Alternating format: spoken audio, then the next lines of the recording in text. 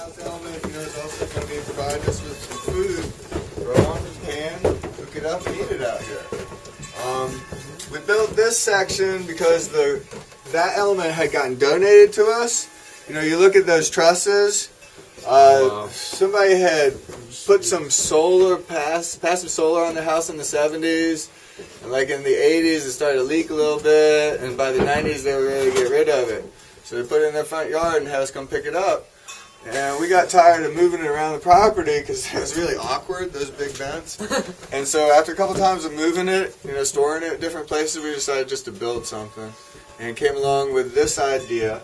And it's just, a post and beam. And we'll talk a lot about post and beam today, hopefully, because it's the basis of it in terms of what we have for resources. We have a lot of posts and we have a lot of beams, so it is the construction of choice. But yeah, posts and beams. It's just important to clarify the two and keep that in mind.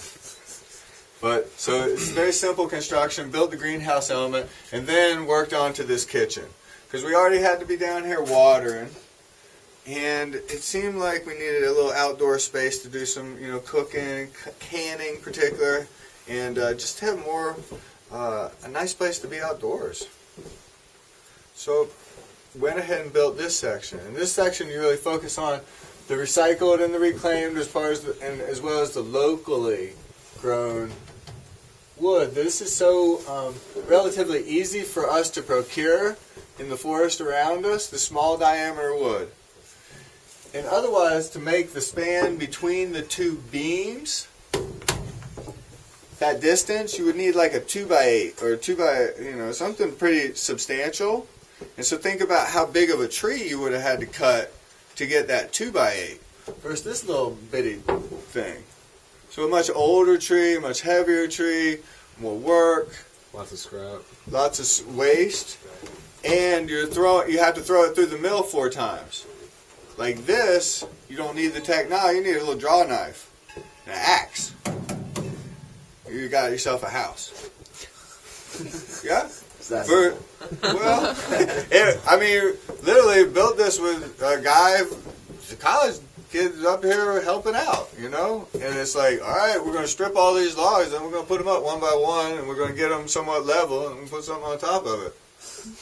And it went really well, that's about all to it. Probably takes like 15 minutes, 20 minutes to peel one of the logs. If it's green, right time of year, springtime, it comes off really nice. And yeah, it's the type of things where the whole family can do it. Versus something that's highly technical and you got guys with their construction hats on and stuff. You know what I mean? Yeah. This is something that's non-toxic, not really no power tools involved. And once again, I think in terms of simplicity, it is just post and beam.